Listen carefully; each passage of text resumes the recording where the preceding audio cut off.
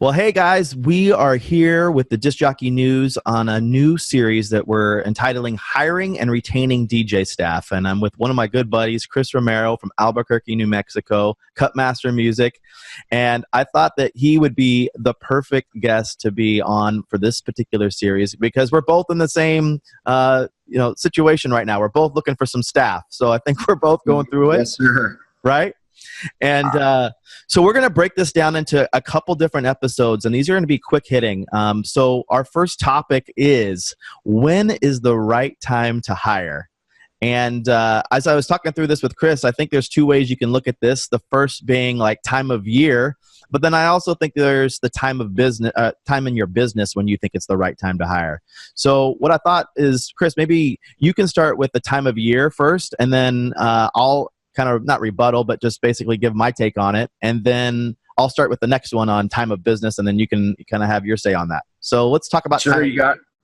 Yeah, so the time of year. So I think like for me personally, like right now is the time of year you should be looking to hire. I don't know how your market is, Brian, but mine, like this is like the dead season.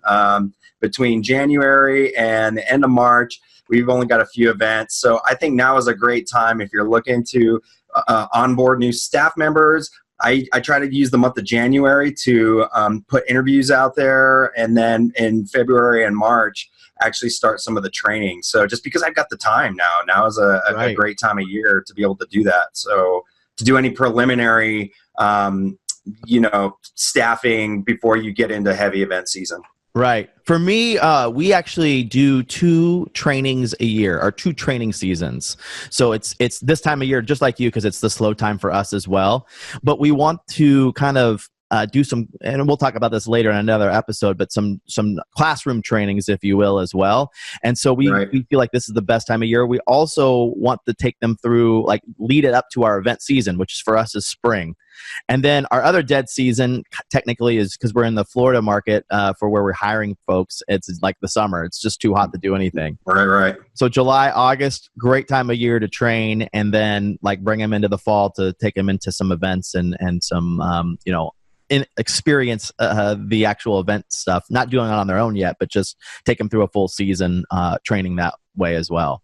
So the time of year for that. But I think we both would agree that Mike Walters' book has been pretty influential for both of us.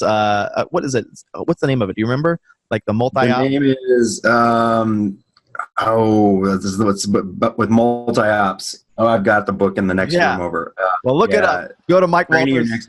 Training your next multi-op, I think, or something with training with the multi-ops. Yeah, what a great book that is. Anyway, Mike is going to kill us for not knowing that. But I will say, I think it's time for like a version 2.0, because I mean, some of the stuff it's ready to kind of be updated a bit, but as a great first layer, it's a great read. And he says in the book he talks about when to hire, and he says he's always on the lookout. And I would agree with that as well, which kind of leads us to our next part of this, which is time in your business to hire.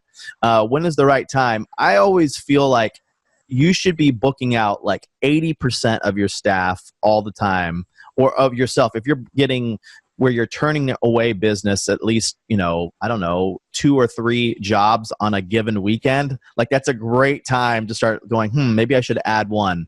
I don't believe in, filling the staff up 10, 15 deep on the bench and then just praying you have enough, events to book them, because they'll get disinterested. What's your take on that? Yeah, no, I totally agree. I'm definitely not of the mindset where I just book everything and then try to staff afterward, and just the opposite of the same thing that you just said here. Like, let's just bring on 30 guys and hope that we can fill the dates, because you're right, they get disinterested. It's just not good for morale, and company culture. We want guys out there working. We want them loving the jobs that they're going to do. And that also makes a difference too. Like, I want them to be aligned with the right clients. So I think having different we look for different types of DJs, and not necessarily try to make clones of myself. Because I want to be able to fulfill the demand for the different types of couples that we're going to have out there. Yeah. So is there like, when did you decide to hire this next round? Why did you decide to, why are you in that hiring phase? Is there like a particular reason that you're kind of looking? I mean, are you hitting a certain number? I will tell you the reason. I'm going to show you the reason right here. This is how many events I turned away in 2018 because I did not have enough guys. So right now we're in that problem of I've got I can't fulfill demand. Right. And so we're currently in a hiring phase I would love to get 2 or 3 more DJs on staff right now to be able to fulfill the 200 plus events that I had to turn away in 2018. Good stuff. Well, guys, hopefully this is helpful. That's what we're looking at when we are looking to hire, both, again, time of year and time in your business. Hope this is helpful.